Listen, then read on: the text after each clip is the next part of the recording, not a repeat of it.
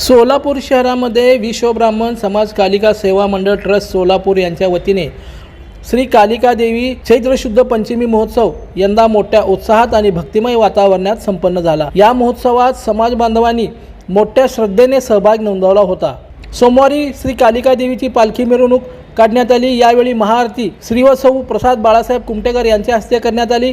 या प्रसंगी ट्रस्टचे अध्यक्ष उमेश रंगनाथ कुरुलकर, उपाध्यक्ष सचिन अष्टीकर, खजिनदार नागेश कुरुलकर, सेक्रेटरी काशीनाथ कुंभारीकर यांच्यासह सत्यजित कुरुलकर, पुरुषोत्तम कुरुलकर, बाळासाहेब कुमटेकर, जितेंद्र वेदपाठक, औदुंबर कळमणकर, प्रसाद नानासाहेब चोळगड्डू यांच्यासह विश्वस्त व पदाधिकारी मोठ्या संख्येने उपस्थित होते। शहरातून मोठ्या उत्साहात व भक्तिमय वातावरणात ही मिरवणूक काढण्यात आली। श्री विश्व ब्राह्मण समाज कालिका सेवा मंडळ ट्रस्ट या संस्थेचा चैत्र शुद्ध पंचमी कालिका महोत्सव आज रोजी पालखीने संपन्न झालेला आहे। आता 8 दिवस कार्यक्रम संस्थेमार्फत घेण्यात आलेला आहे।